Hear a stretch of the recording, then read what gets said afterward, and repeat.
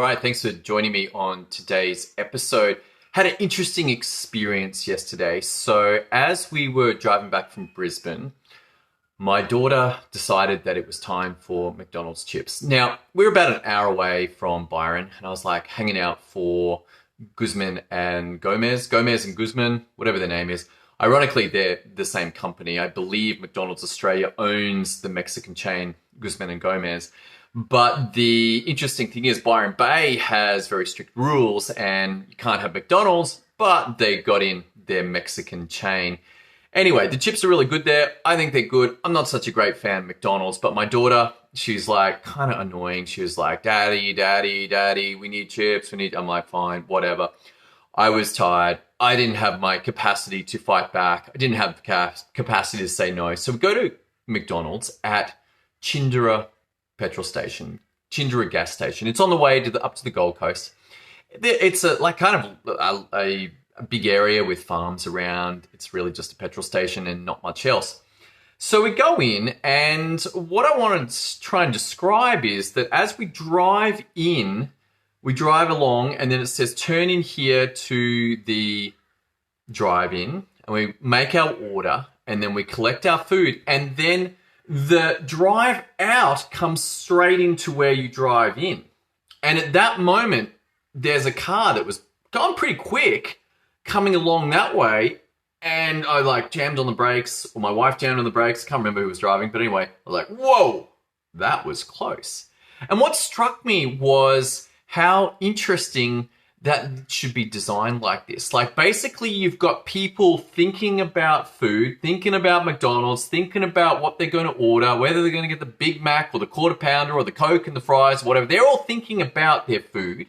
They're not thinking about driving. And then you've got these guys coming out who have just picked up. Now, I don't know how it is in your car if you've picked up takeaway or to go.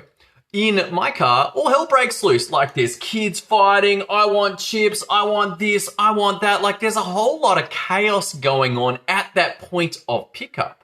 So in someone's genius moment, they've decided that let's at that point put these two vehicles, one of that's thinking about ordering, one of them that's just picked up, and we're going to run them straight into each other.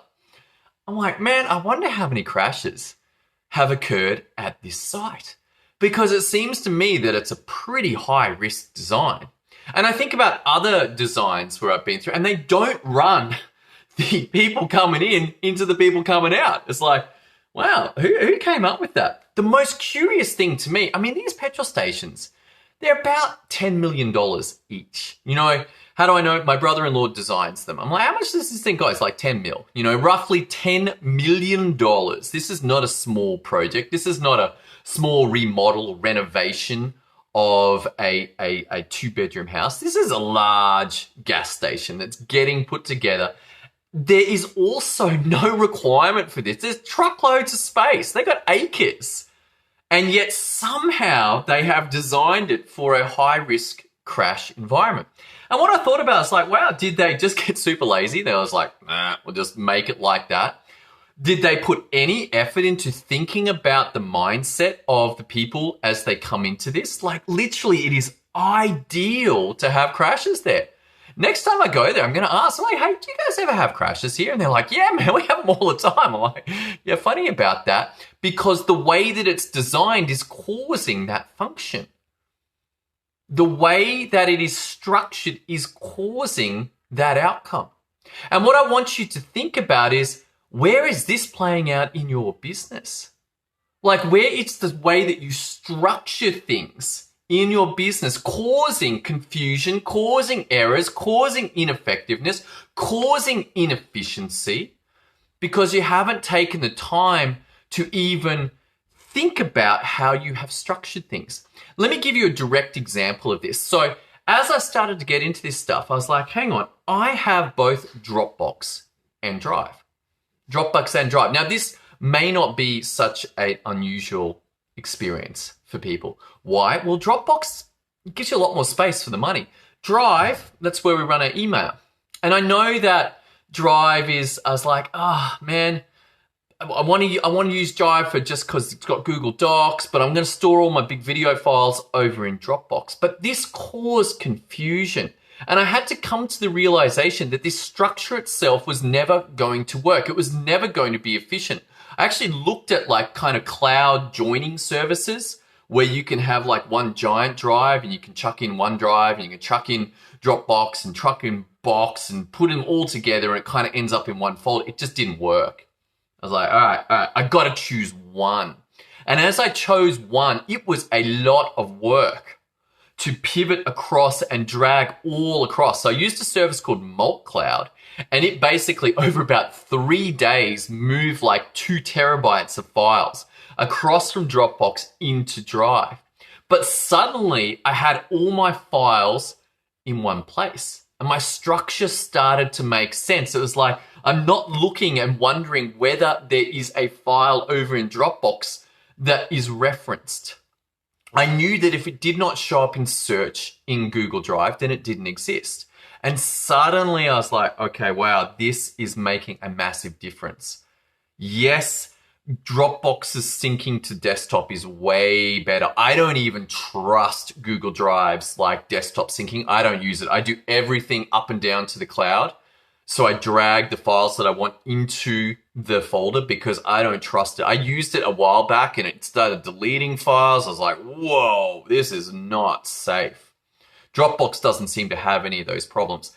But now everything is in one place. It doesn't really matter whether it's Dropbox or Drive or Box or OneDrive or whatever. It doesn't matter. What matters is that it's in one place, because that design means that it's easy to find what I'm looking for, easy to find client files, easy to find processes. It's all in one space. So what I want you to consider is, where are you seeing inefficiencies and errors in your business, and for you to look at how you have structured things to cause that. Just like our McDonald's example, that because the incoming traffic is crossing directly into the outgoing traffic and both of them are distracted, that this is a very poor design. And most likely over the coming years, they'll be like, oh wow, look, they changed it. Why? Because they kept having crashes. And they're like, oh, wow, that wasn't such a good design. How about we bring the incoming guys around and then loop them out like virtually every other design? This is the crazy thing to me. This stuff is already done. This design has been solved 15 times before by architects or whoever does the design of this thing. They know what works, and yet somehow this happened. I don't know how it happened. Maybe they got fired. Maybe they don't even know that it was a problem. But you now know. If you're getting problems in your business, look at the structure. And yes, it might be a lot of work to pivot out of Dropbox and Drive to just go to Drive. But let me tell you, on the other side of that is an experience that makes it worth it. The efficiencies that come from sorting this structural stuff out make a huge difference in the long term. Short-term work, long-term benefits. This is the conversation of systems and processes. If you want to join in that, head over to systemio.dev, pop in your name and email there. Go grab a training around this stuff. Thanks so much for joining in today's episode. Look forward to seeing you tomorrow as we continue this journey into business effectiveness and efficiency and getting our structures right. See you then.